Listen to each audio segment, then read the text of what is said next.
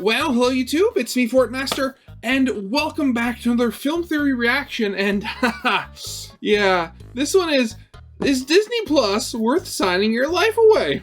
Yeah, so three guesses as to what this video is going to be about. First two don't count. Yeah, so if you hadn't heard, I mean, at least I'm going off on a pretty substantial guess here, that this is going to be talking about the whole thing involving the lawsuit that Disney tried to get out of, saying that they weren't responsible for the murder or manslaughter, I guess you could say, unless the chef was meaning to kill her. Either way, but they weren't responsible for the death of this poor woman because her and her husband signed up for like a free trial of Disney Plus 3 years ago.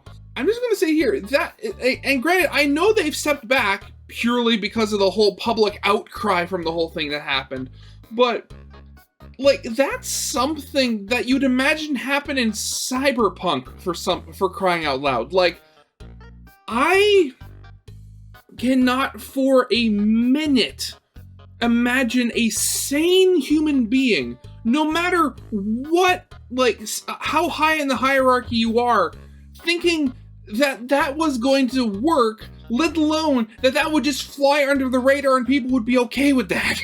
And just sticking to the whole thing with Disney Plus, I mean, up until recently, I had never had Disney Plus. We recently just got it, maybe a couple of weeks ago that I'm thinking about it, but we didn't even go out of our way to get it. It just, there was an update to our cable plan and now they just give it to us as part of the cable plan. So, I mean, thanks Rogers for that, I guess. But even then, I mean, we don't use it that much. But again, I mean, I have to wonder, what is this video going to even be about in the first place? Because on the one hand, are they going to be going through the Disney Plus TOS and just seeing what you're actually agreeing to when you scroll down to the bottom and click OK? And which at that point I can almost see, is there going to be something like that whole oh God, I'm forgetting which company it was, but there was some company years ago, and hidden in their TOS was literally just saying, phone this number to claim $100,000 cash prize, and they actually did, as sort of an experiment to see how long it would take for somebody to actually find that that section in the TOS, or for people to actually look through it. Or is this video going to be more just going into the whole, the whole legal law side of TOSs and stuff like that, just talking about what they're even allowed to put in them? Because even if they did put in a clause in the TOS of Disney Plus of all things saying, hey, if you die on one of our attractions at one of our theme parks or something like that, we're not liable for death, I don't think the law would support that. So yeah, I am very confused, but also very curious as to what this video is even going to be about.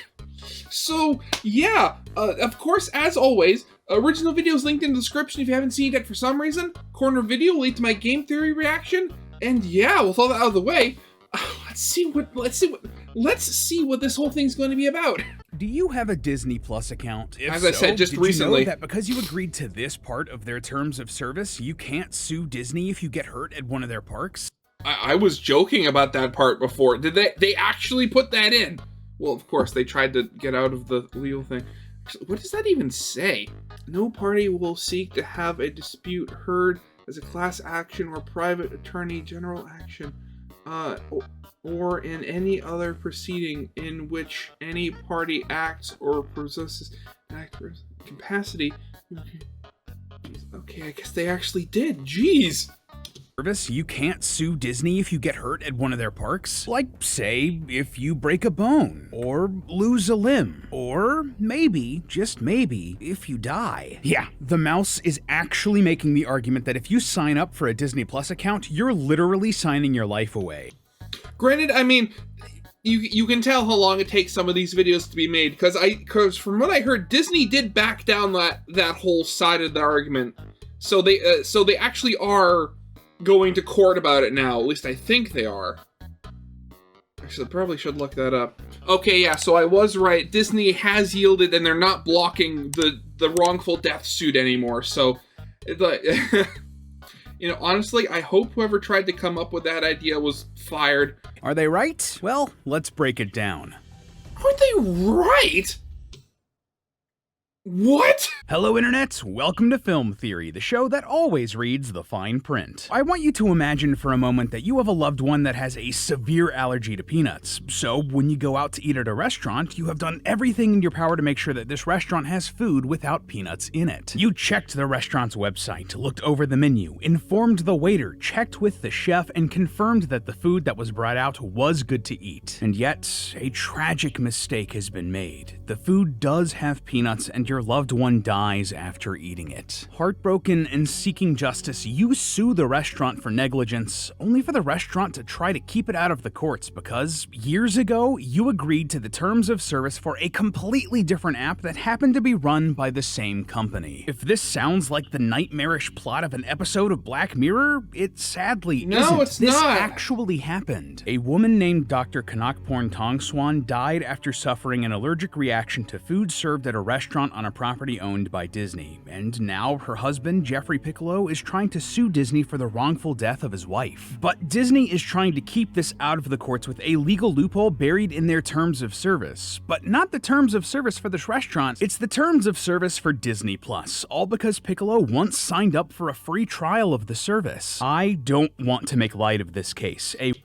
And that's literally the whole thing. I mean, like, it wasn't even like they owned a subscription to Disney Plus and that they were, actively using it. No, this was a free trial that they had used for a bit, like a couple of years ago. Even if that whole TOS garbage was, actually, fully withstanding, you would think that it wouldn't come into effect anymore, given that, they weren't actively paying for it anymore. A woman, a real human being, has died, and Disney is trying to get out of this lawsuit because they watched The Mandalorian. I wanted to highlight this case and really dig into it because this is absolutely insane, right? Very much so, How could yes. this even be legal? Is it even legal? That's what I want to answer today, loyal theorists. Okay, is so this they actually are a going defense into the Disney law could use, side of or should this, we all okay. be objecting to this nonsense? Well, everybody did, okay, so I really have to wonder, some, laws, or at least the legal working behind, TOS is just on the government side, needs to be updated. Because, stuff like that can't be just snuck in. That is just horrible. Well, here's a hint. We should be very scared of the future if this is a sign of things to come. Click I agree, friends. We have a lot to get through here. So, up front, I want to let you guys know that I am not a legal professional. I am not a lawyer, and none of this is legal advice. You're also going to hear me say the words alleged and allegedly a lot, because that's real legal language. This is an ongoing case, and you have to be careful with how you talk about. Okay, yeah, so there's already some updates to this as of the editing of this episode. We'll get there, okay. These sorts of things, both from a legal perspective, but also because the truth is important. So, cool? Cool. Mm-hmm. To start out with, let's all get on the same page about what actually happened here. On October 5th, 2023, the married couple Kanakporn Tongswan and Jeffrey Piccolo ate at a restaurant called Raglan Road at Disney Springs in Orlando, Florida. This is an area outside of the Disney parks that acts like a sort of outdoor shopping mall that's open to the public. Many of the shops and restaurants here are not owned or operated by Disney, but lease out the space from the mouse. Raglan Road is such a restaurant. Tongswan had a severe allergy to nuts and dairy. She couldn't consume any nut or dairy products without potentially dying, and Piccolo's complaint alleges that they used the information from Disney's website to see if the Raglan Road menu had options she could eat. That's actually why they also think Disney is liable in this case, since their website allegedly said the menu would be safe. Even still, Piccolo alleges that the couple repeatedly informed the staff at Raglan Road of this allergy and confirmed that the chef could prepare free from nuts and dairy. However, about an hour after eating the meal, Tongswan suffered an allergic reaction and sadly died shortly afterwards at the hospital. A medical examiner determined that she had dairy and nuts in her system, which caused her death. Later, in February of this year, Piccolo filed a wrongful death complaint against both Raglan Road and Walt Disney Parks and Resorts, alleging that the two companies were negligent in serving Tongswan by not ensuring that the food they said didn't have nuts and dairy in it it actually didn't have nuts and dairy in it. Disney countered this by saying that it shouldn't go to court because in 2019, Piccolo signed up for a Disney Plus account on his PlayStation. That's actually what's in the legal documents, by the way, that exact explanation with the PlayStation. Oh, and also in 2023, he bought tickets to the Epcot theme park using the Walt Disney Parks and Resorts website, but didn't use them. So if it wouldn't be in the courts, what would happen then? Well, then it would go to arbitration, and here's why that matters. Arbitration is an alternate way to resolve legal disputes that doesn't involve a courtroom. Instead of being taken before a judge and a jury, arbitration is resolved by, well, an arbitrator. That's like a neutral or freelance judge. This is often much quicker than going to court because there are a limited number of judges and they're almost all busy all the time, and arbitration is almost always done in a private setting, which corporations like Disney would prefer because they don't want to air dirty laundry. But if you were trying to make a point, to make a company that you believed caused the death of your spouse publicly acknowledge that fact and make them face justice, you might not want to keep it behind closed doors. But okay, why does Disney think this should go to arbitration in the first place? Well, both of the services that Piccolo used here, Disney Plus and the Parks and Resorts website, have clauses in them that say that they have to. I'll put the exact text up on screen, but to save both you and me from having to wade through all of this legalese, I'll just translate what this means. Basically, if you have any sort of disagreement or problem with Disney's direct-to-consumer services, that's the wing of Disney that is specifically dealing with digital media like Disney Plus, at any point in the past, present, or future, you agree that you won't take it to court. Instead, you'll take it to arbitration, which will keep things private. You know, thinking back, what was it? This reminds me specifically of, I think it was when Discord was updating their TOS. Was it this year or last year? I think their TOS was being updated exactly like this, where like if something happened in a Discord server or something like that, you couldn't sue them and you'd have to only go through like arbitration or something like that. Now, if I remember correctly, that only applied to people living in the States because, you know, the land of the free is only the land of the free for corporations and everyone else has to pay. Me being Canadian, I don't think that really applied to me or anybody else outside, but, you know, it's one of those things that you always have to be careful about. And at this point, you're probably wondering, wait, how could they possibly make the argument that this covers what happened at the Disney Springs restaurant? That seems like a stretch, right? How could you think this case has anything to do with Disney's direct-to-consumer services? Well, also buried in the terms and conditions of the Disney Plus subscriber agreement is this phrase. You on the one hand and Disney Plus on the other hand agree to resolve by binding individual arbitration all disputes, including any related disputes involving the Walt Disney Company or its affiliates. I repeat, any related disputes involving the Walt Disney Company or its affiliates. Again, if that legalese is hard for you to get a handle on, this is basically saying that because you agreed to the Disney Plus terms and conditions, you're waiving your right to trial against any part of Disney, period, regardless of how far removed it is from Disney Plus. And just a reminder of all the sorts of things Disney has a stake in, it's not only Disney and Pixar and Marvel or whatever, it's also all of their Disney parks and the Disney Cruise Lines and Fox and ESPN and ABC and Buena Vista International and Hollywood Records and National Geographic and A&E and Hyperion Books and Compass Roads Land Corporation and Reedy Creek Energy Services and Partners Federal Credit Union? They even have investments in... I'm sorry, they have a credit union? The non-for-profit financial cooperative offers membership to employees and cast members of the Walt Disney Corporation and their family members. Huh. Oh, okay. Okay, I get... Okay, that makes more... Okay, now that I actually think about it, that does kind of make some sense, I guess. But still, jeez, okay. I mean, like, I knew Disney was huge, and I'd heard of Buena Vista before, you know, and I've heard it enough times on, like, advertised on, like, Wheel of Fortune... and America's Funniest Home Videos, you know, all those sort of things are on ABC or whatever. It never really occurred to me that they had so much more. Jeez. GoPro and PhotoBucket and Epic Games. Oh, right, yeah, they have a affiliate, right? Yeah, they bought a huge stake in Epic Games a while ago, right? So can I not sue Fortnite or the Unreal Engine because I signed up to watch The World According to Jeff Goldblum? Now, I shouldn't need to tell you that this is horrifying Very and much evil. so, This is yeah. such an overreach and so broad that it feels like we're living in cyberpunk. Welcome to the capitalist dystopia. I'm sorry we have a boring one. I wish ours was more exciting with flying cars and laser katanas. But would this be legal? Well, just because something is in a product's terms and services, that doesn't mean that it's the end-all be-all and that it can't be undone. In fact, if one of the terms is found to be unconscionable, it can't be enforced. And by the way, unconscionable is an actual legal term that is incredibly unhelpful in just how vague it is. Basically, it's anything that is so extreme, unfair, or one-sided that it, quote, shocks the conscience. You know, you gotta love it, like, a legal term being so vague that it's basically just, it's like, it basically boils down to, like, if it's weird enough, you can't do it. Very helpful. Very much so, very much so, If you want yes. an example of something that would classify, if you ever signed an agreement that said you would forfeit ownership of your firstborn child, that wouldn't hold up in court. Fun fact, one study did actually put that in a product's terms of service, and people still happily agreed to them, most likely because they didn't bother reading it. Oh god, you know what I remember? The one way you can get around that one, besides the whole fact of it being unconscionable, and I think that this goes more into the whole, like, D&D fantasy sort of deal, where, like, you make a deal with, like, the Fae or something for your firstborn child. If you don't have kids, you just say, okay, when do we start? And it's like, what do you mean? Well, you want my firstborn child? When do we start?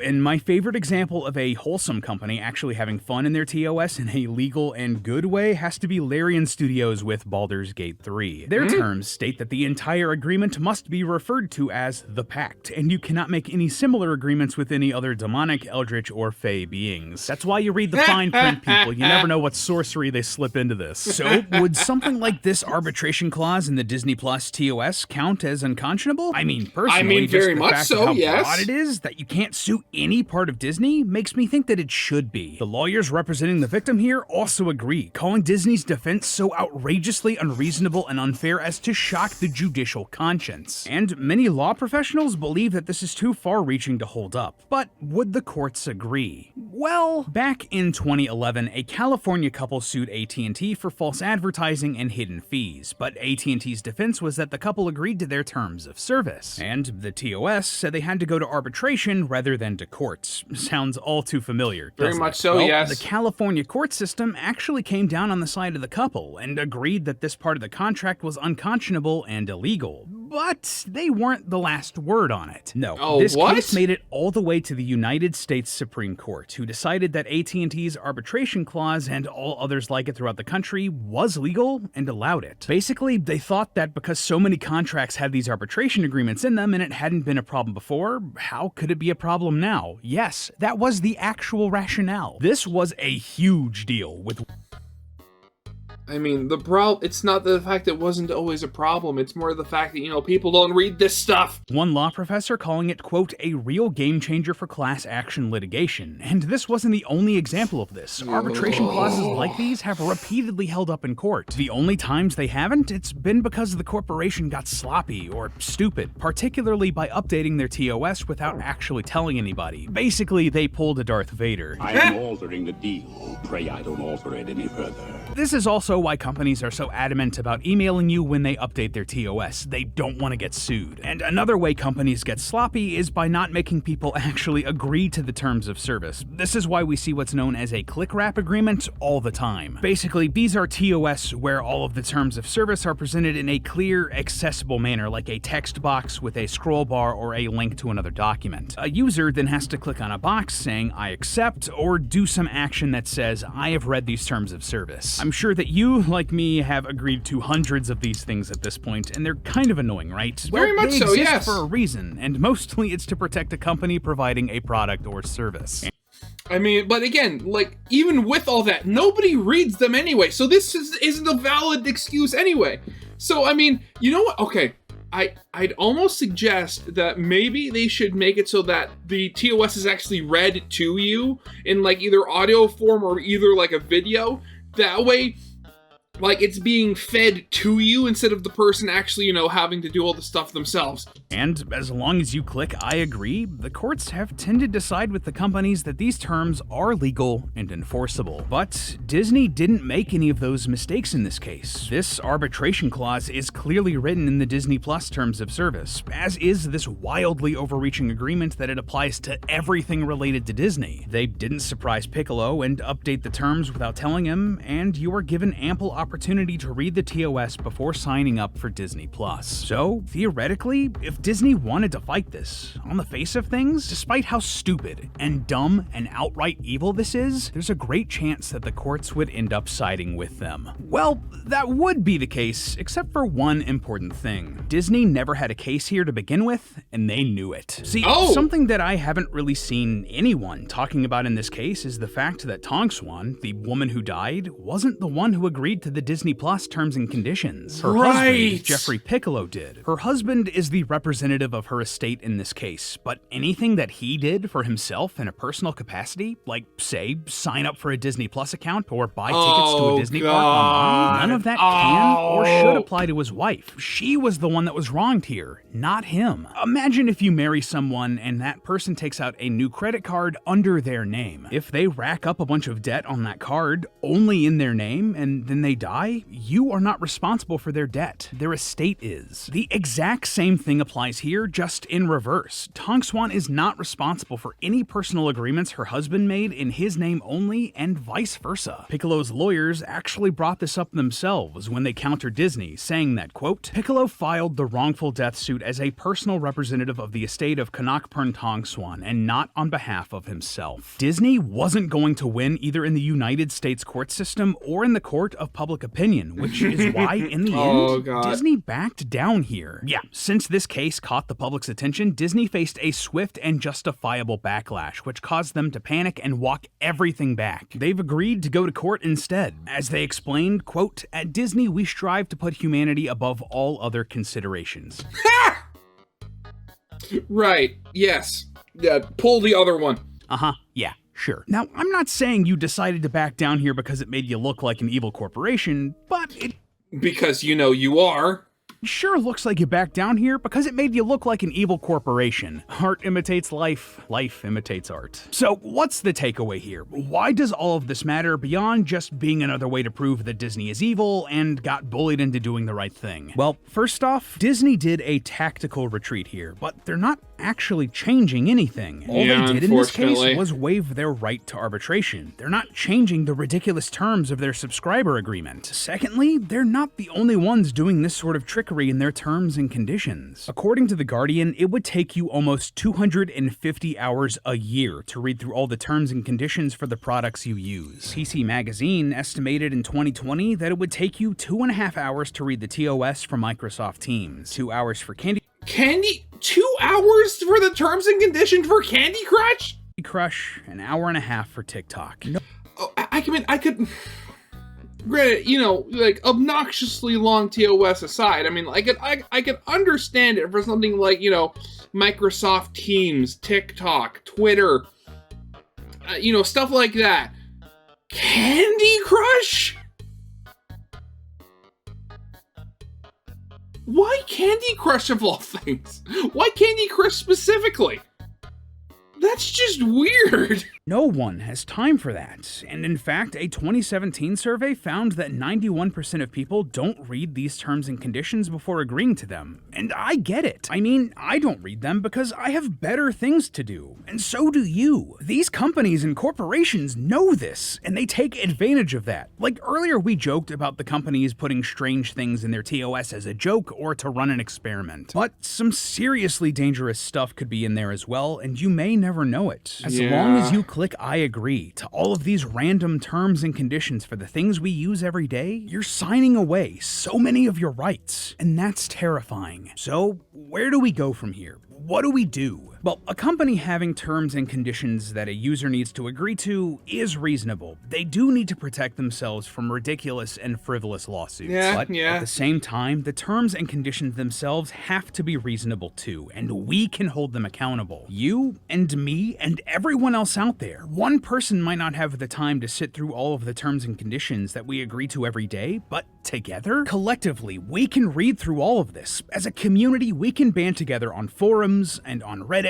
and on social media and look at what we're actually signing up for when we agree to these terms. And if there's something objectionable, if there's something stupid and ridiculous like signing the right to sue any part of a corporation away just because you want to watch the new Moana, we can call them out and make these corporations answer for it. We can make change. We just have to click I agree on doing it together. But hey, that's just a theory. A film theory. And this almost makes it sound like this, where they need to sign into law, and specifically, I know this is in the U.S. because, you know, different countries' laws are different, but in the U.S., this almost sounds like they need to sign into law that you can't sign away your rights to go to court for stuff like this.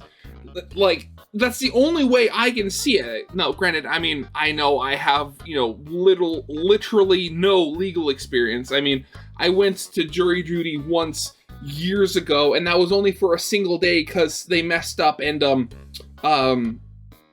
corrupted or soiled us. I forget what the, you know, what the word they used was. But yeah, so I mean, hopefully people who actually have experience in this thing can, you know, help explain it to the, you know, the idiots like me, but we'll have to see, right? So yeah, that's gonna be it for now. Of course, as always, original videos linked in the description if you haven't seen it for some reason. Corner video will lead to my game theory reaction, and yeah, with all that out of the way, I hope you guys liked. If you did, leave a like, subscribe if you have not, and I'll see you guys next time. Goodbye.